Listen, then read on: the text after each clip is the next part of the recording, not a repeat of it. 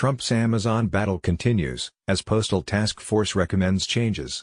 Washington, the United States Postal Service should have more flexibility to raise rates for packages, according to a task force created following criticism by President Donald Trump that it provides too much service for too little money.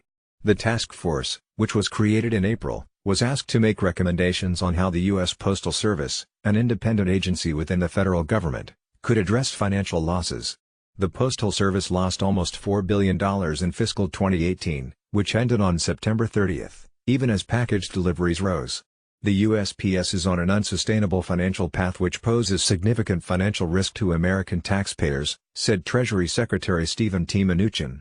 President Trump tasked us with conducting a thorough evaluation of the USPS, and today's report contains achievable recommendations that fulfill the president's goal of placing the USPS on a path to sustainability, while protecting taxpayers from undue financial burdens and providing them with necessary mail services. The Postal Service has been losing money for more than a decade, the task force said, partially because the loss of revenue from letters, bills and other ordinary mail in an increasingly digital economy have not been offset by increased revenue from an explosion in deliveries from online shopping. The president has repeatedly attacked Amazon on Twitter for treating the Postal Service as its delivery boy by paying less than it should for deliveries and contributing to the service's $65 billion loss since the global financial crisis of 2007 to 2009, without presenting evidence.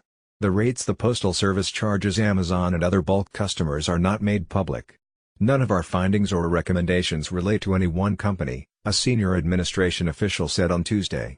The task force recommended that the Postal Service have the authority to charge market-based rates for anything that is not deemed an essential service, like delivery of prescription drugs.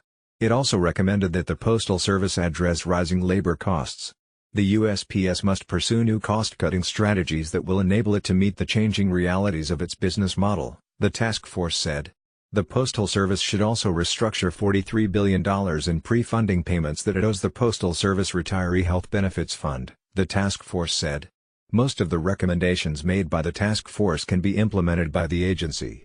Changes, such as to frequency of mail delivery, would require legislation. Amazon, eBay Incorporated, FedEx Corp and United Parcel Service Incorporated did not immediately return requests for comment.